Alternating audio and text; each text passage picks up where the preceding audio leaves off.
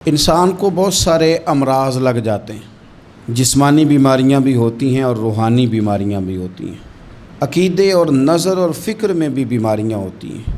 دنیا میں کچھ لوگ دہریے ہیں، معاذ اللہ، اللہ کی ذات کے منکر۔ دنیا میں کچھ لوگ ایسے ہیں جو وقوع قیامت کے منکر۔ دنیا میں معاذ اللہ کچھ لوگ ایسے ہیں جو عذاب قبر کے انکاری۔ دنیا کے اندر آپ کو وہ لوگ بھی ملیں گے جو کہتے ہیں دنیا خود بخود وجود میں آ گئی۔ پھر آپ کو کچھ اور لوگ ملیں گے جن پر وسوسوں کا غلبہ، بری سوچوں کا غلبہ، شیطانی اور نفسانی خواہشات کا غلبہ، یہ سب بیماریاں ہیں۔ پھر کچھ امراض ایسے ہیں، حسد، بغض، عداوت، تکبر، عجب، خود پسندی، دوسروں کو حقیر سمجھنا، اپنے آپ کو بڑا جاننا، جھوٹ بولنا، جھوٹی انا کی، یہ سب بیماریاں ہیں، امراض ہیں۔ جسمانی مرض بھی بندے کو پریشان کرتا ہے، روحانی مرض بھی پریشان کرتا ہے۔ اگر آپ روحانی طور پر بیمار ہوں، آپ کے اندر حسد کی بیماری لگ جائے تو حسد کا سادہ ترجمہ کریں، پنجابی ترجمہ کریں، اپنی زبان میں ترجمہ کریں تو حسد کا معنی جلنا ہے۔ تو جس بندے کا اندر جل رہا ہو وہ سکون میں ہوتا ہے۔ اندر آگ لگی ہو حسد کی تو وہ بندہ قرار پائے گا۔ بہت بڑی بیماری ہے۔ لوگ کہتے ہیں پتہ نہیں مجھے کیا ہے، پتہ ہے آپ کو پر آپ توجہ نہیں کر رہے۔ تکبر ایک بیماری ہے۔ تکبر والا بندہ دل کی جگہ روڑا رکھ لیتا ہے، پتھر، تو اندر بندے کا سخت ہو جائے۔ وہ ہمارے ہاں لوگ کہتے ہیں کہ میری نا ٹانگوں میں بڑی درد ہے، تو پنجابی کہتے ہیں کھلیاں پہ گئی ہیں۔ وہ کیا ہے جی؟ کہتے ہیں سخت ہو گئی ہیں ٹانگیں، چلا نہیں جاتا۔ ٹانگیں سخت ہو جائیں تو گزارا نہیں ہوتا، تو دل سخت ہو جائے تو۔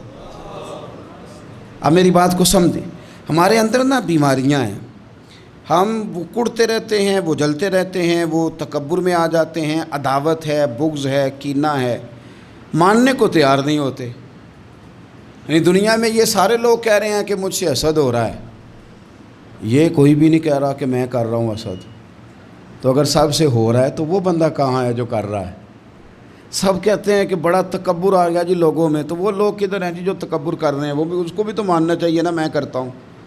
تو یہ ساری بیماریاں، جسمانی، بلڈ پریشر، شوگر اور ہیپاٹائٹس اور معاذ اللہ کینسر، اور یہ سب بیماریاں روحانی بھی جسمانی بھی، تو یا اللہ جائیں کدھر؟ فرمایا وَنُنَزِّلُ مِنَ الْقُرْآنِ مَا هُوَ شِفَاءٌ وَرَحْمَةٌ لِّلْمُؤْمِنِينَ۔ فرمایا میں نے جو تمہیں قرآن عطا فرمایا ہے نا، تو اس میں مومنوں کے لیے شفا بھی ہے اور رحمت بھی ہے۔ یہ تمہاری تمام بیماریوں کی شفا ہے، اس میں تمام بیماریوں کی۔ ہم مریض ہیں، ہماری کل شفا قرآن پاک کے ساتھ وابستہ ہے، اور اگر صحیح طبیب تک بندہ نہ جائے تو پھر وہ ساری زندگی بیچارہ الجھا رہتا ہے، اسے کامیاب علاج میسر نہیں آتا۔ اس میں جسمانی، حضرت عائشہ صدیقہ رضی اللہ تعالیٰ عنہ فرماتی ہیں میں نے نبی پاک صلی اللہ تعالیٰ علیہ وآلہ وسلم کو نا مرض وصال تک دیکھا ہے، حضور کے وصال تک، کہ حضور قرآن پاک کی آخری 2 سورتیں پڑھ کے سورۃ فلق اور ناس اپنے ہاتھوں پہ پھونکتے تھے، پھر جسم پہ ملتے تھے۔ قرآن پاک میں شفا ہے۔ اب تو لوگوں نے دم درود کو نا اس کو بڑا ہلکا سا کام سمجھ لیا۔ ویسے بھی یہ عاملوں کے ہتھے چڑھ گیا، ملنگوں کے ہتھے چڑھ گیا، کاروبار بن گیا، تجارت بن گئی۔ ورنہ قرآن پاک کی آیات پڑھی جائیں تو حضور نے فرمایا سورہ فاتحہ میں شفا ہے، اس میں کرم ہے۔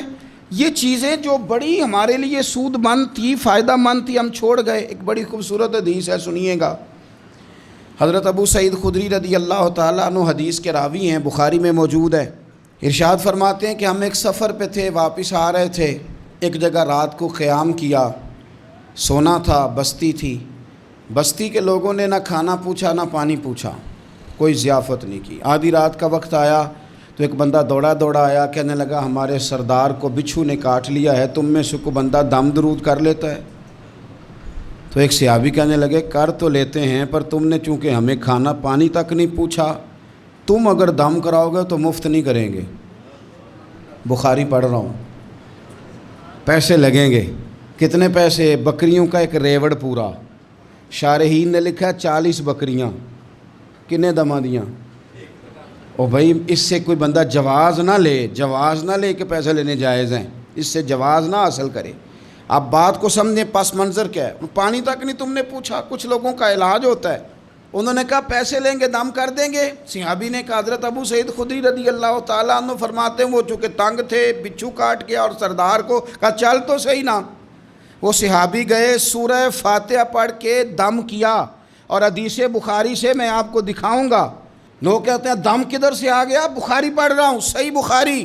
شفا تو اللہ نے دینی ہے نا، رب کریم نے شفا دے دی۔ بکریاں لے لیں، آ گئے جہاں آرام کر رہے تھے اس جگہ۔ صحابہ میں اختلاف ہو گیا، کچھ کہنے لگے بکریاں لینی چاہیے تھی، کچھ کہنے لگے نہیں لینی چاہیے تھی۔ حضرت ابو سعید خدری رضی اللہ تعالیٰ عنہ فرماتے ہیں پھر ہم نے فیصلہ کیا چپ کر کے سو جاؤ، صبح حضور کی بارگاہ میں جائیں گے۔ اگر کریم نے کہا لینی چاہیے تھی پھر تو موج بن گئی، اور اگر کہا نہیں لینی چاہیے تھی تو بکریاں ہانک کے واپس کر جائیں گے۔ مسئلہ کیا ہے؟ کہتے ہیں صبح گئے حضور کی بارگاہ میں، جا کے مسئلہ عرض کیا، یا رسول اللہ انہوں نے بھی پانی کوئی نہیں پوچھا تھا، ہم نے بھی کہا دم کریں گے تو پیسے لیں گے، تو ہم نے یہ بکریاں لی ہیں۔ شارحین لکھتے ہیں 40 تھی شاید، تو یا رسول اللہ اب کیا کریں؟ حضور مسکرانے لگے، حضور مسکرانے لگے۔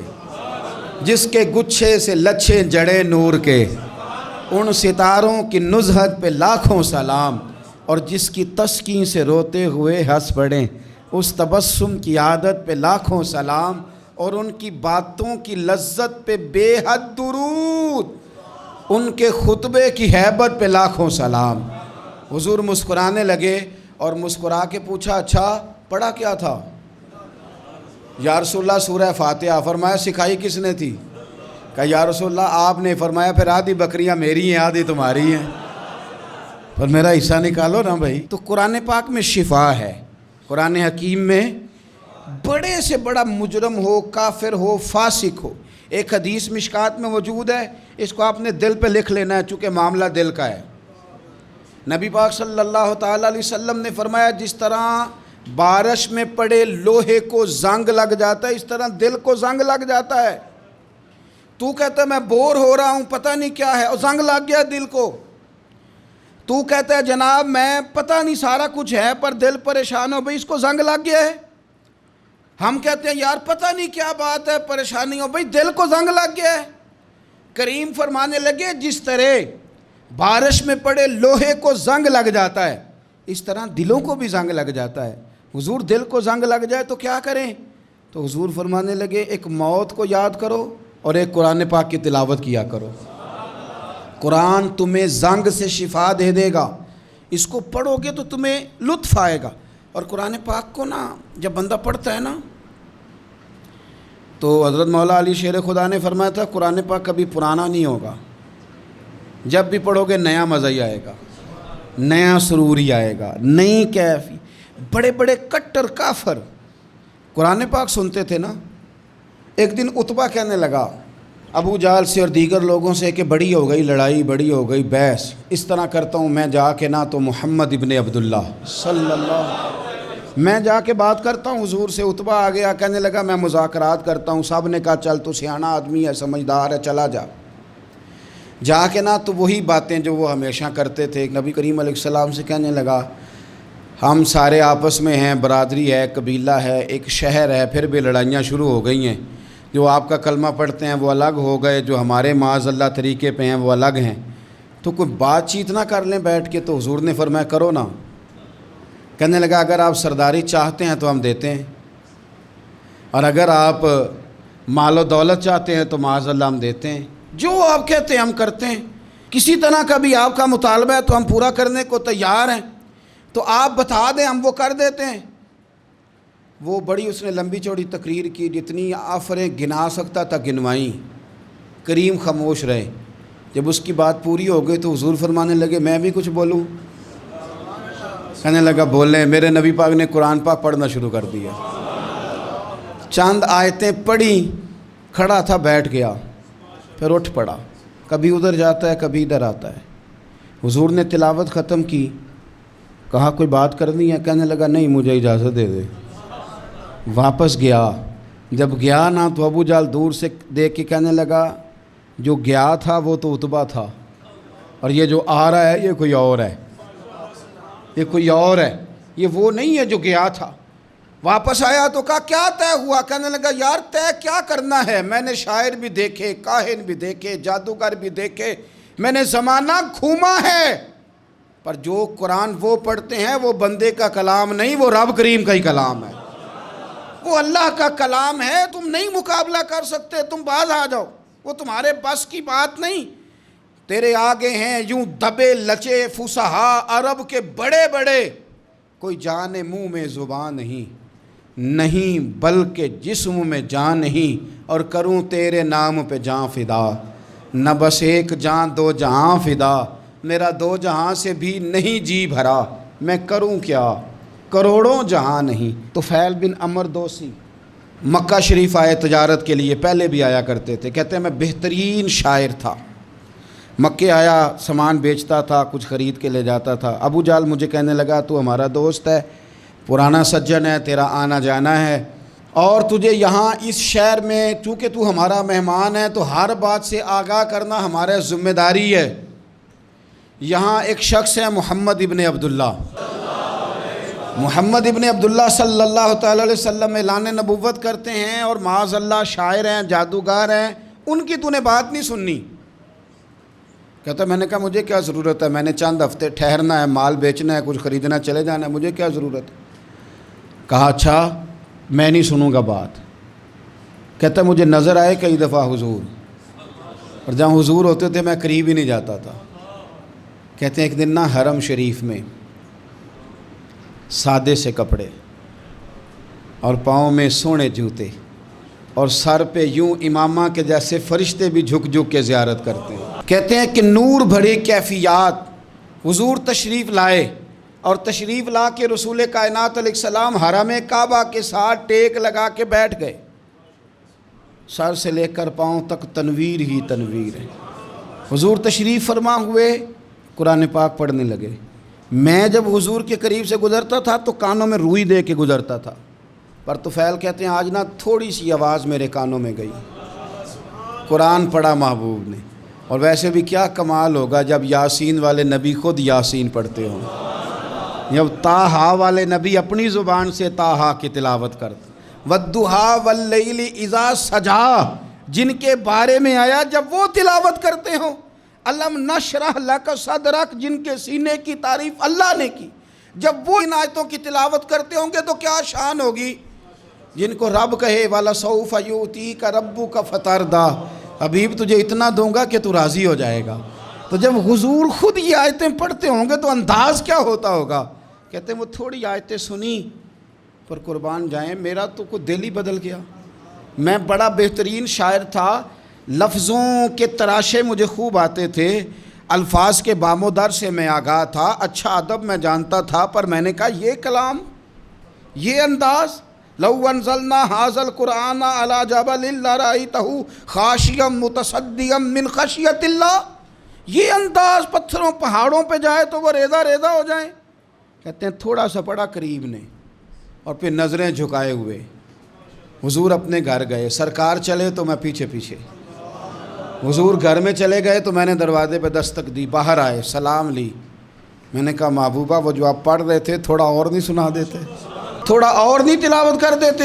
کہتے ہیں رسول پاک نے نا پھر قرآن پڑھنا شروع کیا، میں کبھی بیٹھتا تھا کبھی اٹھتا تھا، جب حضور نے تلاوت مکمل کی تو میں نے آگے بڑھ کے ید اللہ والا ہاتھ تھاما اور دست مبارک پکڑ کے کہا سونیا، یہ مجھے کہتے تھے نہ سننا، میں نے زمانہ دیکھا ہے، میں کوئی عام آدمی نہیں، میں سردار ہوں، میں نے دنیا دیکھی ہے، مجھے قسم ہے جو آپ کی زبان سے نکل رہا ہے وہ بشر کا کلام نہیں، آپ مجھے کلمہ پڑھائے، میں مسلمان ہونا چاہتا ہوں۔ بڑے بڑے کفل ٹوٹے۔ حضرت عمر بھی آئے تو آئے قرآن کی تاثیر کی برکت سے۔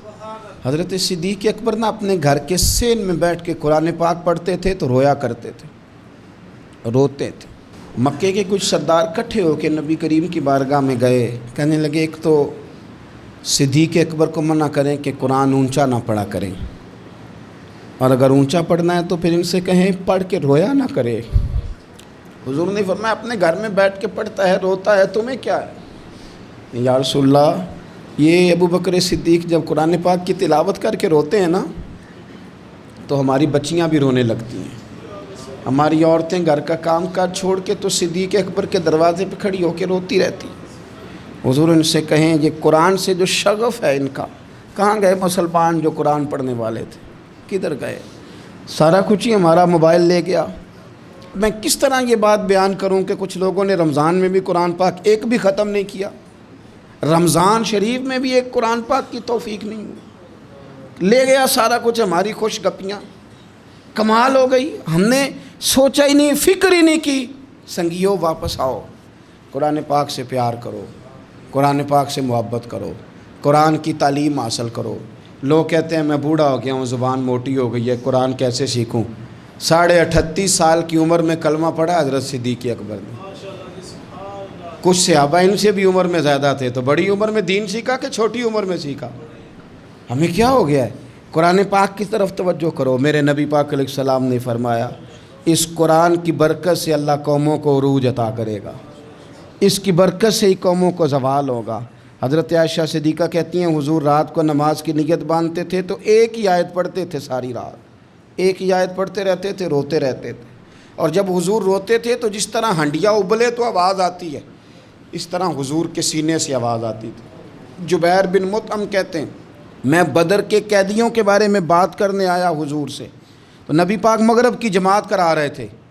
جب میں مدینے پہنچا تو مسجد نبوی کے باہر کھڑے ہو کے میں نے حضور کی تلاوت سنی. فرماتے ہیں بس میں تو بات کرنے آیا تھا نا، تو وہ آیتیں سنی تو مجھے یوں لگا مجھ پہ بجلیاں گر رہی. کون ہے جو میرے دل کے کفر اور کفل دھو رہا ہے؟ بس قرآن سنتا گیا اور رب مجھے ایمان کی توفیق عطا فرماتا گیا. میں نے کلمہ پڑھ لیا، مسلمان. قرآن ہی ہمارے ہر مسئلے کا حل ہے. میں کیا کروں؟ قرآن پڑھتے ہیں ہمارے ہاں، پر قبروں پہ پڑھا جاتا ہے، پر ختموں پہ. کیا قرآن پاک کا یہ حق نہیں تھا کہ وہ شادی والے دن بھی پڑھا جاتا؟ کیا قرآن پاک کا یہ حق نہیں تھا کہ وہ اسمبلی میں بھی پڑھا جاتا؟ قرآن پاک نہ شکایت کر رہا ہے، شکایت کرتا ہے کہ ان لوگوں نے نا مجھے ختموں پہ پڑھا ہے، اسمبلی میں نہیں پڑھا. وزیر اعظم کے خطاب سے پہلے تلاوت ہوتی ہے تو یہ تلاوت کے بعد یہ اعلان کیوں نہیں کرتے کہ ہم کریں گے وہ جو قرآن کہے گا؟ صدر کے خطاب سے پہلے تلاوت کراتے ہو تو یہ کیوں نہیں کہتے کہ اب ہوگا وہ جو قرآن کہہ رہا ہے؟ اسمبلی کا اجلاس تلاوت قرآن پاک سے شروع کرتے ہو تو یہ بھی تو کہو نا قرآن کے مطابق فیصلے ہوں گے. عدالتوں میں قسمیں اٹھانے کے لیے قرآن رہ گیا ہے، اس پہ ہاتھ رکھ کے کہو جو کہوں گا سچ کہوں گا. آج کے بعد وکیل بھی ہاتھ رکھے نا قرآن پاک پہ، جج بھی ہاتھ رکھے قرآن پاک پہ، گواہ بھی رکھے، ملزم بھی رکھے، اور مدعی بھی بتائے کہ اس نے پرچہ صحیح درج کرایا ہے، اس نے صحیح درج کرایا ہے، نام صحیح لکھوائے، اور یہ سارے بتائیں جج سے لے کر ملزم تک کہ ہم فیصلہ وہ کریں گے جو قرآن پاک نے ہمیں کہا ہے. صرف قسموں کے لیے رہیں گے. 2 صورتیں پڑھنی نہیں آتی اور تم بیچ میں قرآن پاک کو لا کے قسمیں اٹھاتے ہو. وہ تاجر جو دکان شروع کرنے سے پہلے تلاوت کراتا ہے کس لیے کراتا ہے؟ کہ میں تجارت قرآن پاک کے مطابق کراؤں گا، اس لیے کراتا ہے. وہ تو کہتا ہے ذرا دکان صحیح چلے، ذرا برکت آ جائے. برکت نری تلاوت کرانے سے نہیں آئے گی، قرآن کے مطابق تجارت کر پھر زیادہ برکت آئے گی. قرآن کے مطابق قرآن کے علم کو عام کیا جائے، قرآن کے نور کو عام کیا جائے، قرآن پاک کے ادارے مضبوط کیے جائیں.